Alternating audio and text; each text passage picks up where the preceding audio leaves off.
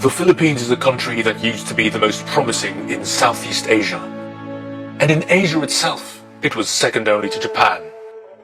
Sadly, it has floundered into becoming a country where massive unemployment and poverty have generally become the norm, where extremely poor people who have become more and more numerous are forced to eat leftover food that has already been discarded into the trash, and where millions of Filipinos are forced to leave their loved ones and families in order to work abroad, oftentimes in very menial work not commensurate to the higher education levels achieved by these workers. And this happens because decent paying jobs are just way too scarce. The Philippines has also consistently suffered from a crisis of leadership, in which good leaders may emerge, but are then replaced after their terms by incompetent buffoons who tend to erase whatever gains the relatively good leaders achieved during their terms. In the past, it was often argued that tropical countries like the Philippines and many others in Asia, Latin America and Africa tended to be inherently disadvantaged because, in contrast to temperate countries where the climate features winters that eliminate those who fail to work hard and plan ahead, the benign tropical climate does not force people to work as hard or plan in advance. It is quite true that for a long time, some of the poorest countries in the world tended to be those that were warm and tropical. Fortunately, there is a country that is also in the tropics that has proved that being tropical need not mean that economic success is necessarily elusive and exclusively reserved only for the so-called cold countries. Singapore has proved that a tropical country, despite its climate disadvantage, can actually become one of the most successful in the world, even beating many temperate countries that make up the first world in numerous performance indices. How did Singapore do it? The answer is in high-quality leadership that emerged through a highly meritocratic, parliamentary form of government and an obsession with learning best practices from the rest of the world and not having to reinvent the wheel. In everything it did and continues to do, from the attraction of foreign direct investors to the adoption of best practices into government services from industry or the adoption of the same from other societies, Singapore has proved that openness and the obsession with always taking the best works.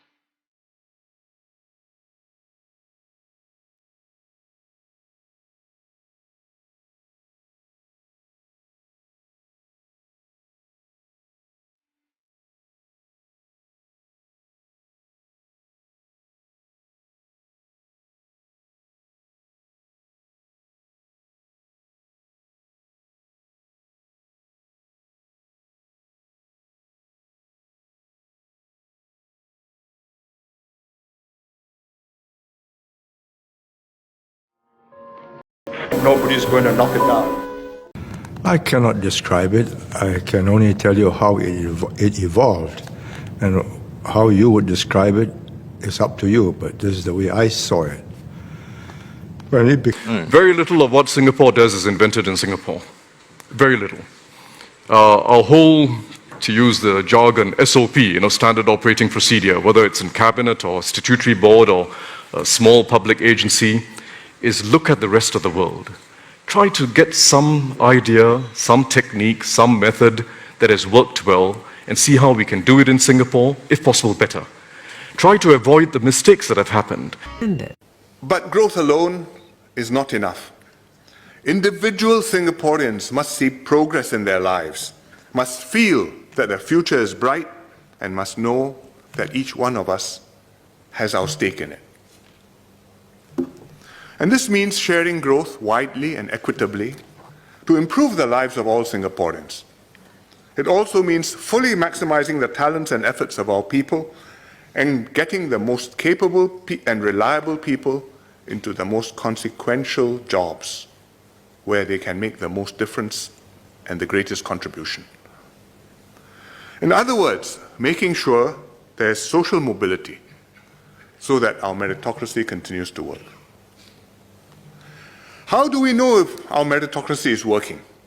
Well, first of all, every child must have a good start in life, regardless of which family you were born into. Secondly, every talent has to be recognized and developed to the fullest. Thirdly, every opportunity has to be open to anyone with the right attitude and ability. And finally, a capable person must face minimal social impediments. Minimal social impediments to being accepted, to contribute, to be in a position to lead in society. And in the long term, this last part, keeping the social impediments down, is the most difficult to sustain. We want Singapore society to maintain an informal and egalitarian tone where people interact freely and comfortably as equals, and there are no rigid class distinctions or barriers that keep good people down. This is important, but it is beyond the government's ability to bring about alone. Society itself has to be open and permeable. Each one of us must carry those attitudes, those values, those norms, that willingness to welcome talent, welcome ability, to keep the system the way it is. Any society which has been stable for a long time tends to stratify, and it becomes less socially mobile. For example, the UK and India have long entrenched hierarchies and very fixed notions of class, or in India, caste, which they have found very difficult to overcome. Singapore is still a young country of 50 years, and notions of class and hierarchy have not yet calcified. Our social cues, our markers, our norms, they're still evolving, and we don't want them to evolve in the wrong direction and contribute to class divisions and rigidities. Social cues are important because they can become ways to pigeonhole or to exclude others, knowingly or unknowingly. In Britain, your accent, the way you speak, can define your status in society. Do you have a posh public school accent? Do you speak like a professional who's been to Oxbridge? Do you speak as a working class person with a local accent, regional accent? Do you speak Cockney twang? Then you know you come from a certain part of London and you are a certain class of person, not very high up the totem pole. So George Bernard Shaw wrote, "An Englishman's way of speaking absolutely classifies him." Classifies him. It's a pun. It pigeonholes him into his social class. You listen to him, you know. Do you respect him? Do you look down on him? Do you give him orders, or do you say, "Yes, sir"? And he went on to say, absolutely classifies him. The moment he talks, he makes some other Englishman despise him. And it's true.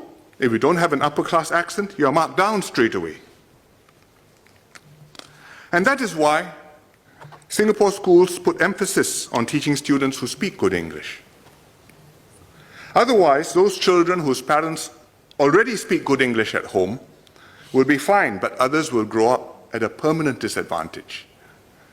And without everyone being proficient speaking standard English, Singlish will become a class marker. In other words, if you can't speak proper English, well, you are down there. If you can't speak proper English, the door's open for you. And I think this would close the doors on many from less privileged families. And that's why MCI continues to have campaigns to teach people to speak proper English.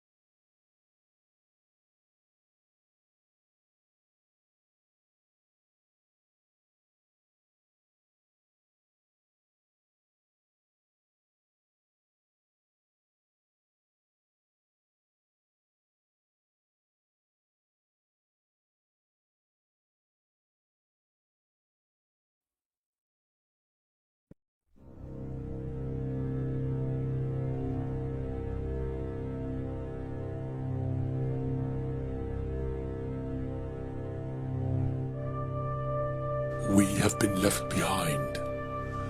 Many of our people continue to live in squalor and poverty, so many of them living in overcrowded misery and suffering at the capital, where the slums of the poor surround the tall buildings of the wealthy, where everyone, rich and poor, suffers from the oppression of over-centralization.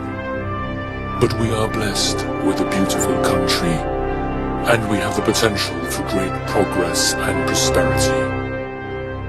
All we need is a new beginning to bring us a better tomorrow. We must welcome job-creating foreign direct investors. We need federalism to decongest the capital and develop the regions. We need a parliamentary system for long-term leadership and sustainable good governance. The Philippines needs constitutional reform.